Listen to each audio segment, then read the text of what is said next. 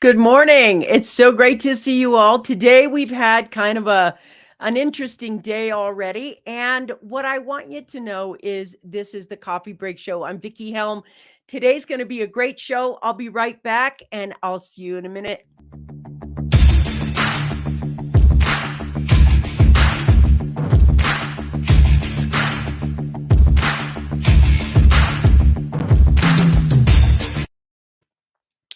It's an interesting day because my guest today got sick. And, in this times where we're kind of getting over the COVID and it's going away and people are there, you just got to be flexible with what's going on. And so I don't know when you'll get to meet Jill, but we're going to go back here today and I'm going to spend some time with you. And I want to talk about something that's super important that happened to me this morning. I just want to say hi to everybody that's on. I see your name. Do me a favor, pop down below and say hello and, check in a little bit. So today I want to talk about a couple of things that have really given me an insight as to how and why to become wealthy. One of the things, there's actually a few things that I want to share. Hey, happy Wednesday, Mr. Ambassador. Nice to see you on, my friend. Nice to see you here. Thank you for being here. Today, I want to talk about, I have a new book coming out. Let's see, it's Ryan. Hey, Ryan, let me know if you ever need a stand-in, Ryan. Ryan, you're on for that. That's it right there. I'm going to take you up on that.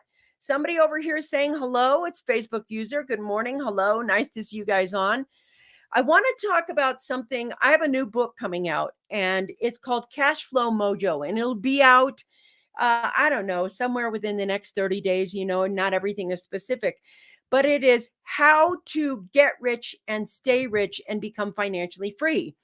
And the reason I wrote this book is I know you guys know this, but we're going to go deep into it today. You guys know that my dad made his living illegally. He was a drug producer and seller.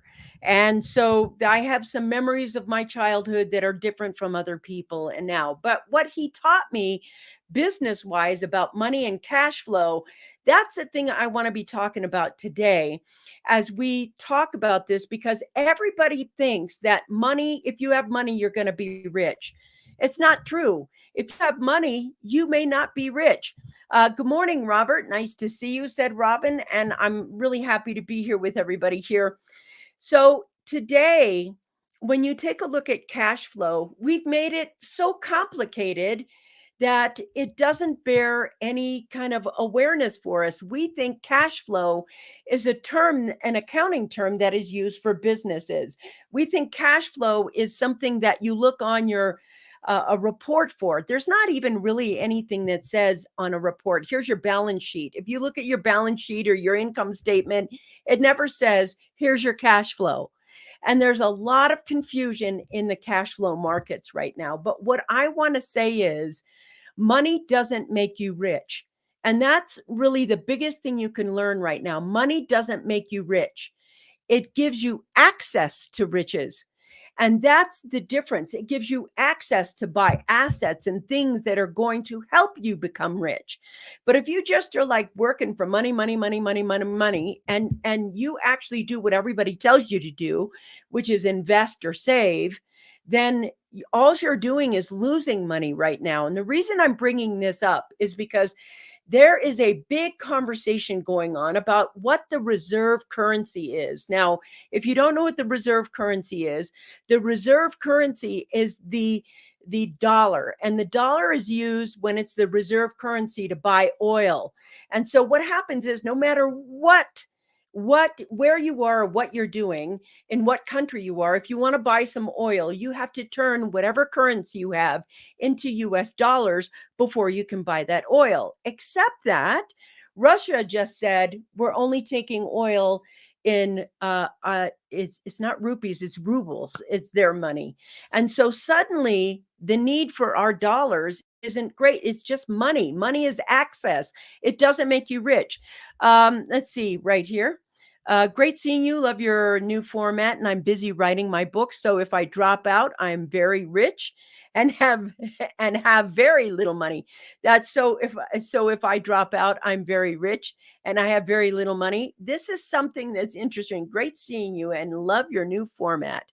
I am busy writing my book. I'm interested in wondering who this is, and they're writing their book right now. So if I drop out, I'm very rich and have very little money. It's interesting because it's not the very little bit of money, it's actually the difference between money and assets. Money and where you're putting your money. So, in other words, if you have access to your money or access to assets, then you have the ability to remain wealthy. If you hang on to your money, it's devaluing at the fastest rate. It's done nothing but devalue over and over and over a period of time for years and years and years. So if you're looking at money right now and you say, okay, what's $1 really worth? What's the US dollar really worth? There's a debate that if it stopped being the reserve currency, it would be worth about 3 cents to 6 cents. So maybe you have $1 million, a million US dollars, and the value of those US dollars at a certain time, we're going to see it continue to fall. If we stop being the reserve currency, that $1 million would be valued at 3 cents per dollar that you have, or 6 cents per dollar that you have. So you could see what kind of thing you have lost, which is why people buy gold and silver, because essentially the way it works is gold and silver have a reverse access to dollars. So if the dollar is up, gold is down. If the dollar is down, gold is up. And so you can keep up with what could be inflation. Here it is. It's Steve. Steve Uselak. Vickie, you look great. Thank you. Looks like you are working out. Well, right now I'm sitting down in this chair, just hanging out. And hey, nice to see you, my friend. Glad you're here. So there is something that's so important to understand, and that's what's the difference between primary, secondary, and tertiary wealth. And primary wealth, the actual primary wealth of this world, is free. So, what do I mean by that? Well, air is a primary wealth, and water is a primary wealth, and plants that you can eat and food that you grow, those are primary wealth. And they like sweat equity. So, when the snow falls, we don't have to pay for the snow falling. The sky comes along with the snowstorm or the rain, and it rains on everything. And we're not paying for the rain. We're not paying for the snow. We're not paying for the air that we breathe. So essentially, primary wealth is anything that can create resources. So timber and lumber, the earth is kind of that primary piece of wealth. And Chris Martenson talks about this. If you guys don't know who Chris Martenson is, Google him. He's really great. But he talks about primary wealth is resource wealth. It's healthy water, healthy food, healthy soil, those things that create resources or commodities. And so money is an exchange tool. That's all it is. It exchanges the ability for you to buy. That's all it does. And depending on what you buy, that's where your money has value. But money doesn't make you rich. What makes you rich is understanding how money works and having skill sets that provide you either with primary wealth or secondary wealth. And in that secondary wealth, you can go ahead and take your money and be able to buy things that you need or want that are going to hold its value. So, in other words, the exchange for the primary wealth when you go to the grocery store is food. It's interesting. I see you here. What does this say?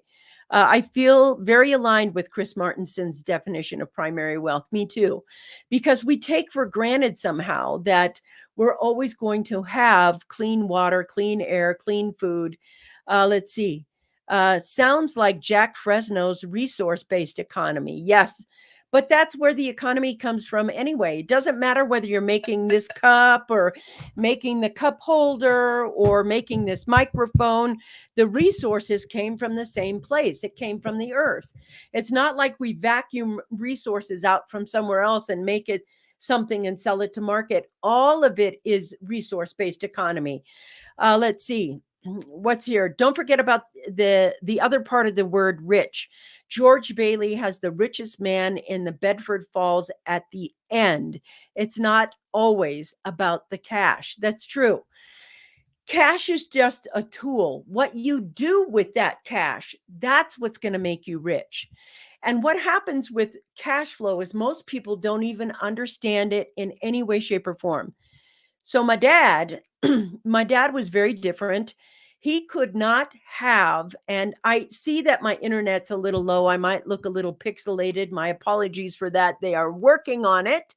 But until it's fixed, we have a little pixelation and I'll be going in and out of focus, but I'm still here with you.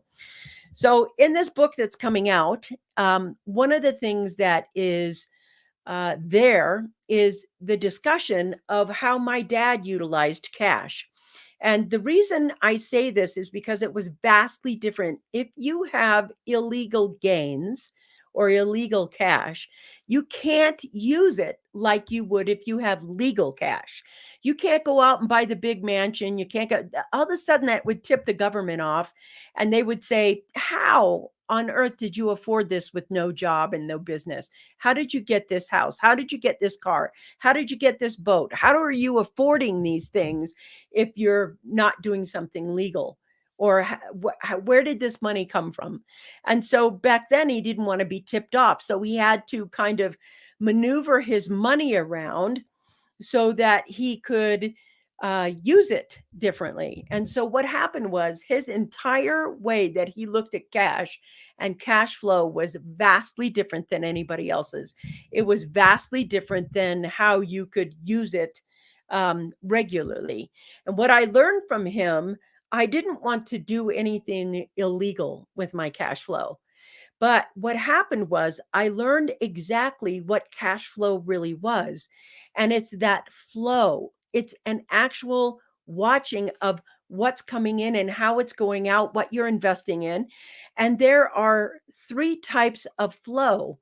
There's long term, short term, and instantly liquidable. So, what does that mean? Well, even if you look at generally accepted accounting principles, you can see inventory would be short-term assets. And that short-term asset is, say you make this cup right here and you have 1,000 of them in your inventory and you have your eBay store and you're selling them, but it takes you a month, 30 days to sell those cups. That's short term. And long term is maybe you have several Airbnbs and you decide, I want to sell this one. I don't want to keep this one. This one is just a family home and it's not doing really great. So you decide to sell it. And it takes 60 to 90 to 120 days to flip that house and sell it. That's long-term cash flow. But the asset is you're able to switch it for cash and be able to take the cash and invest in another property or invest in something else that is going to help you have a level of security with your money. And what do I mean by security? I mean, it keeps up with inflation. So here's my whole point of saying all of this cash flow stuff.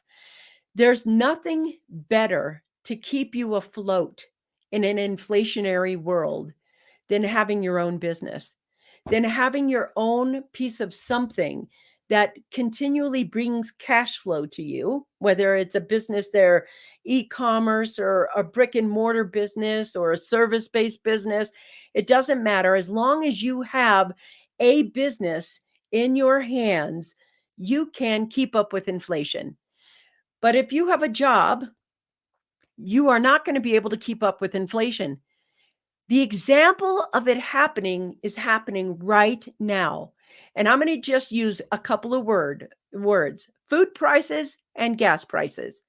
So there is a video that did really well on the internet right now, and it was a trucker. And it was a trucker that came in with an 18-wheeler, and he was at a diesel gas pump where he was paying $11 a gallon. And he put this video up and he said, see, this is my truck. And that's the refrigerator truck in the back there. And that refrigerator truck keeps your milk and your butter and your ice cream and everything cold enough so it doesn't spoil when I deliver it. And he turned and he said, look, it was $11 a gallon. And he said, this is the real right here. It's $1,000. It was a little over $1,000 to fill up his truck. And he said, how long do you think I can afford to pay this to deliver your milk and your eggs and your dairy? How long do you think I can afford to pay this before I stop delivering? And right now, that's exactly what's happening. We have a slowdown in deliveries just because the prices are too high. And that inflationary piece, I believe, is not going to go away for a few years. We're not going to see it suddenly go back down. And it's not because of the war in the Ukraine. It's not because of Russia. It's not because of this. It is because we have $30 trillion in debt in just the US. We are the most in debt nation in the history of the world. And so when you're looking at cash flow, money isn't going to make you rich. What you do with your money, that's going to make you rich. And now more than ever, now more than at any point in time in history, you have to understand the difference between primary and secondary wealth. Secondary wealth is money. It is a promise to pay. If right now somebody decides that they don't want to sell what they have, it's just like the Titanic. If you saw the movie The Titanic, as it was sinking, there was all this clamor to get on the boats that were there. And there were only so many boats. They weren't already filled. And so this guy takes this money and he gives it to this harbor there, one of the quartermasters, and says, listen, this secures my place on a boat. And he's like, okay. And at first he looks at all this money and he grabs all the money and he's like, yes.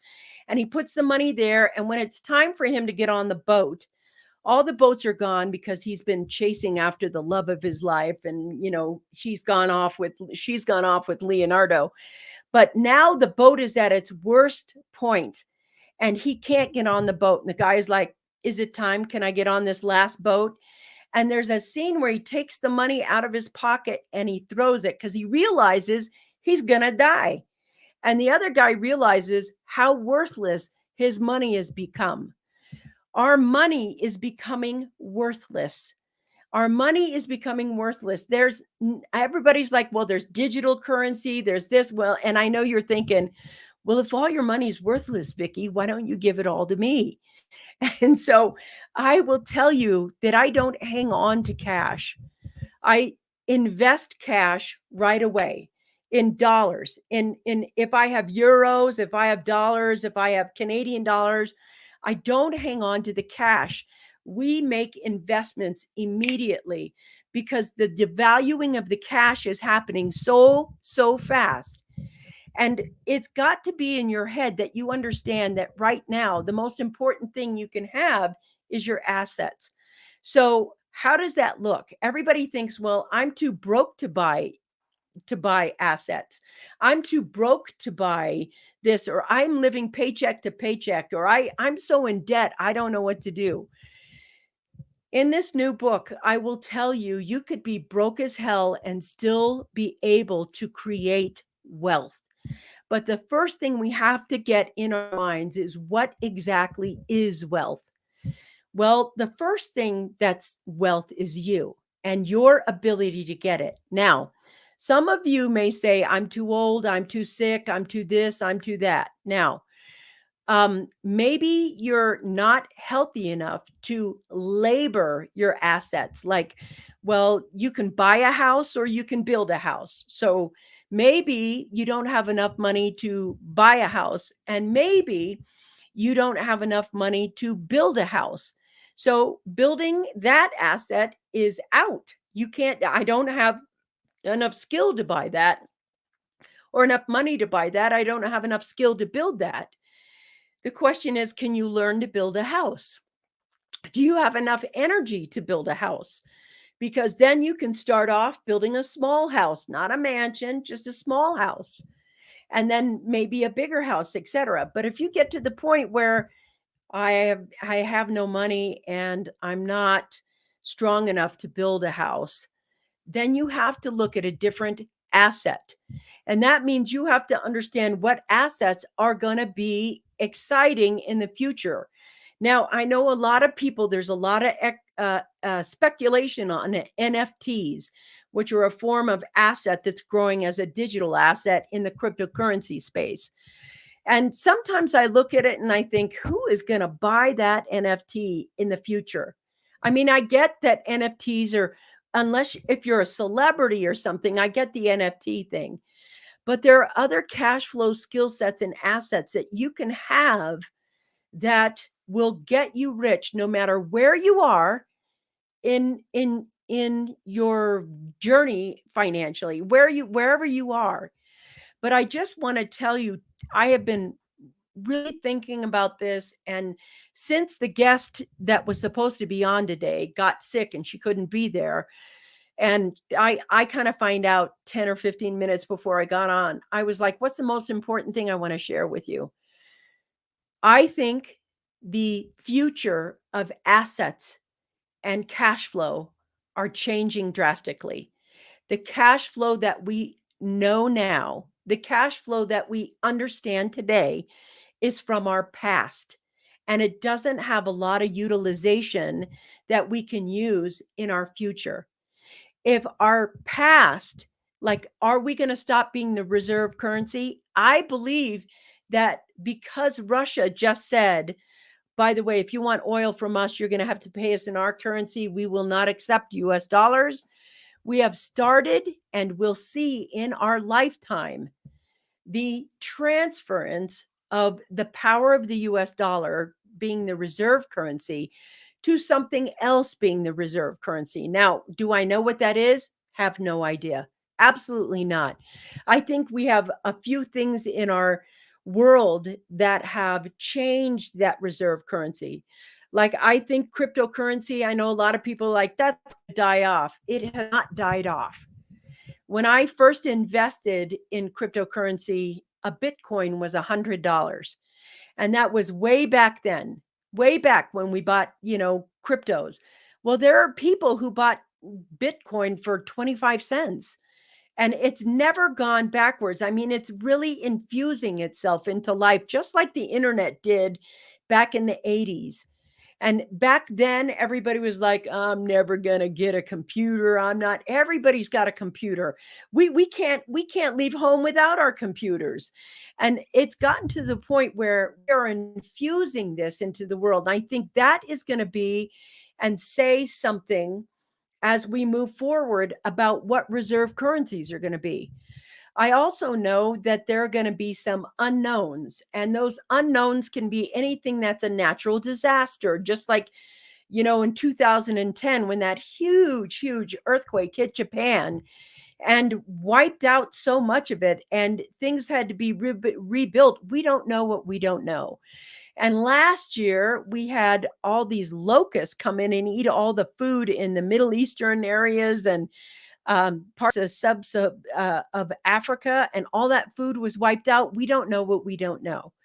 So the thing is, when we look at the future, the biggest asset is going to be you, your ingenuity, what you know how to do, what you're willing to do, how you educate yourself about this new world of finances coming through blockchain and coming through all kinds of new things that we're having. We have a time of unknowns, but not necessarily uncertainties. We have unknowns. We don't know when, we don't know how. But what that does right now, and the reason I'm saying it right now is because you have time. You have time to turn the ship. You have time to load your ship with the stuff you're going to need. You have time to educate yourself. Is it a lot of time? Is it take your time? No, it's not a lot of time. And it's not a take your time. And it's not doing it part time. And it's not doing it in your spare time. But you have time to maneuver right now. How much of your debt can you get rid of? What kind of things that can you do right now to help lower the cost of living? Can you ride your bike to a certain place? Can you work from home instead of having to drive an hour there and an hour back in traffic? What can you do to maneuver your life for what is coming? And it is this conversation of what is coming that I want to have with everybody when we talk about cash flow and the future. Yeah, this is really true. And it's not me, money is becoming worthless, Vickie Helm. I'm going to say this is a Grant Cardone constant statement. He is like, money is worthless, money is worthless, money is worthless. And it's really true. If you take a look, money doesn't make you rich. It makes you be able to negotiate deals, but that doesn't mean you're making a smart deal. I can tell you how many times I've made a bad deal and lost money. I've lost the cat. I've had the cash and said, I'm going to invest it in here and lost that cash. It's definitely more about who you are, how you see a deal, how you understand an asset, what you're investing in, why you're investing it. And just because it's long termly, I have to take a drink here just a second. I'm kind of yelling into the mic right now. Maybe I should just talk a little softer so I'm not hoarse or something. I want to be able to share with you that there is an amount of time where if you take action in a big way, if you take action, you can go on YouTube right now and learn just about anything you need to learn. But what you want to learn is what's coming in, what's going out, what's conflicting. In other words, the conflicting stuff is Russia has said, I will not take dollars. And if you want oil, and now we're going to be pumping out oil. They expect oil. So I think it was the 80s. Don't quote me on this. I could be so wrong. It could be the 70s. But somewhere along the line, we saw oil go up to $150 a barrel, which is going to make everything expensive. And they're forecasting that as well. So to me, what I've seen and I'm aware of is there's still lots of opportunities to create cash flow. There's still a lot of opportunities right now to build a business and get going on it and turn that around. There's still some investments that are absolutely worthy of buying and getting right now. And you have to educate yourself on which ones you think are going to be making it during turbulent times. I feel like we're entering some turbulent times. We have inflation. I don't think it's going down. We have inflation in a couple of areas. We are looking at oil and gas prices. I don't think that's going away. I think the amount of debt we have and our addiction, it is a literal addiction in this country to use debt. And I want to say something. I want to say, I don't think it's your fault. I don't think that the max on your credit cards where you're just maxed out, maxed out, maxed out is your fault. Our government does that. It's maxed out its credit cards and it keeps maxing. And people keep going, oh, by the way, we'll lend you more credit. We'll lend you more credit. We'll lend you more credit. And so we keep flexing our muscle, pretending that we have all this money that we don't have. We're not the richest country in the world right now. We're the most in debt country in this world right now. And that debt isn't wealth. Debt isn't wealth. Debt invested in an asset can turn into wealth if everything is perfect and stays the same. But just debt to pay things and or go on vacation, it's like the difference between you taking a credit card and buying a Bitcoin at $100 and holding it and paying off the $100, and now the Bitcoin is worth $40,000. You can see it's kept up and actually surpassed inflation. But if you're like, hi, let's go to Disneyland and put it on the credit card, there's a memory that you have that feels good and your family was happy and everything else, but there's no asset. It's just empty debt. It's just money going away. And that is, we see our credit as our credit score and our credit cards as cash flow. And it's not, it's debt flow.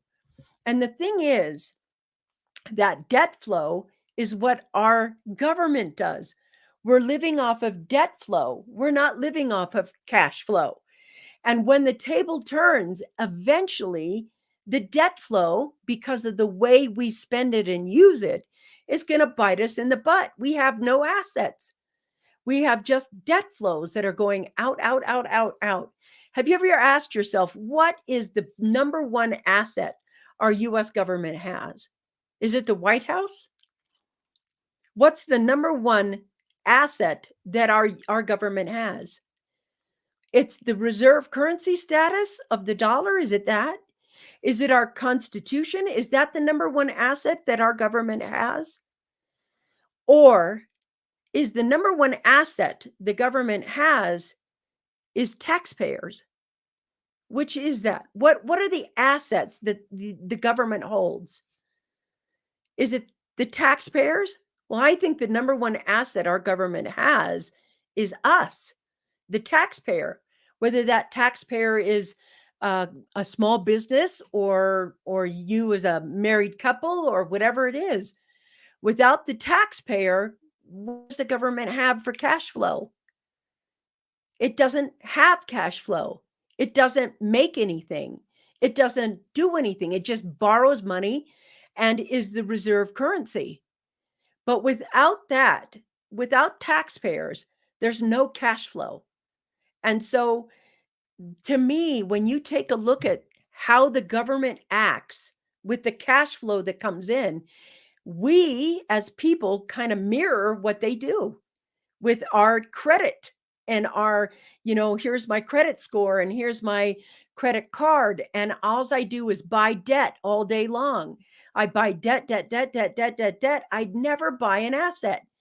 When you have a car and you go to the gas pump and you put your credit card in there and you wave it through there and you're buying gas, the gas is an expenditure that goes out and you have to refill it again. It's like buying food. When you put the gas in the car and you're driving your car, it's not making you more money unless you're driving to a business, driving to a house to do business, or driving to your office to run your business. Other than that, it's just some expense that goes evaporated into the air and gets you someplace fun, like cruising down the street in your fancy car and, having fun. You have to look at how you're using your cash. Are you using it to continue to buy more debt, or are you continuing it to buy any assets? And if you're like, I don't know what assets to buy with my income, well, my book will show you how to do that. But what I want to say today is there's time to turn the ship around. There's not a lot of time, but there's time enough to go ahead and learn to do something different. Remember, money doesn't make you rich. What you do with your money and what you do up here to earn money, that's what's going to make you rich. And that has to be front and center. Do you know the difference between primary wealth, which is resources that make stuff so you can sell, and secondary wealth? Secondary wealth is money that you can exchange for primary wealth. It's just a tool of exchange. It's not going to make you rich. And right now, its exchange is going down and down and down and down. Make sure you invest in stuff. I don't care if it's a piece of silver. And right now silver is dirt cheap. It's what is it, $20, $21? You can spend more going out to dinner. You could probably buy 4 pieces of silver for what you pay for dinner right now. So if you just switch the habit of going out to dinner and taking that credit card and flopping it on the thing at Chili's and saying, yeah, my family just had dinner. If you bought them 4 pieces of silver and everybody had a piece of silver and it went up to $50 or $60 or $70, you suddenly have something that's going to be able to help you buy groceries and maybe go out to dinner once.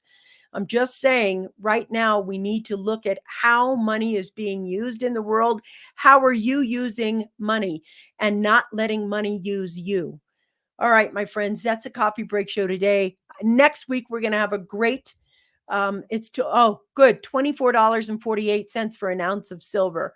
Just go do it. Go learn about it. And when the book comes out, obviously I'll do more promoting of it. Right now, I just wanted to fill you in and say, this is happening right now and it's not going away. We're going to have to deal with this. All right. I'll see you guys next week. Peace out.